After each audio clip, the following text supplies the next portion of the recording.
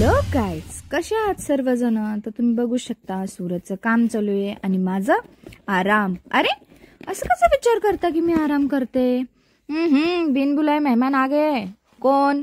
Pimple, फुटकुळी आलीये. आणि जर त्याला जास्त छेडलं तर ते त्याचं डाग देऊन जातं. म्हटलं जाऊ दे, निशाण नकोय मला. आणि हे पहा वातावरण, किती भारी पाऊस, पण तो डोंगरात आहे, इकडे नाहीये. म्हटलं जाऊ द्यात, वातावरण छान झाले, झोप काय आहे ना. म्हटलं काय करायचं तर बघितलं तर सूरजचं कबाड अस्ताव्यस्त झालं होतं, जसं की त्याची केस अस्ताव्यस्त असतात.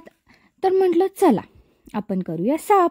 अर्धांगिनी आहे ना, म्हणजे परम पत्नी आहे ना मी त्याची. म्हटलं चला आपल्याकडे काही काम नाही आहे तर काढूया पसारा आणि आवरूया. तेच बोलता येतो की मी किती काम करते. नाही, खरंच त्याचं कबड खूप घाण झालं होतं आणि त्याला मी 10 वेळा सांगते की मी तुझं कबड साफ करून देतीये, पण ते नीट ठेव. बट साहेब ऐकलं तर ना. हे मला सांगा कमेंट करून, कोणाकोणाच्या घरी हीच परिस्थिती. आपण सगळं साफसफाई, कबड व्यवस्थित करून द्यायचं आणि हे नवरदेव लोक असं खराब करून ठेवतात.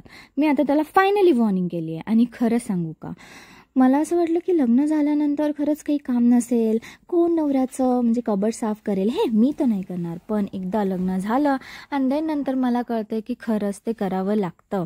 आणि बघते तर काय, त्याच्या कबडमध्ये मला हे गळ्यातलं सापडलं. कोणाचं होतं माहीत नाही, बट छान होतं. पण मला काही घालायचं नव्हतं सावं, त्याच्यामुळे मी ते लॉक करून ठेवलं. माझं चालू होतं कबड आवरणं, त्याचं चालू होतं काम करणं. तर कबड फायनली आवरून झालं, थँक गॉड, लवकर झालं. मग त्याच्याकडे गेले परमिशन घ्यायला, मी झोपू का. तो काही बोलत नाही, बट असंच मस्ती त्याचं काम चालू होतं. त्याला म्हणत प्लीज. तो बोलला नाही. मी बोलला मी तुझा कबड साफ करून दिलाय. तो बोलला ठीक आहे, थँक्यू दिल्याबद्दल. मी म्हटलं थँक्यू परमिशन दिल्याबद्दल. भेटूया नेक्स्ट व्लॉगमध्ये. बाय.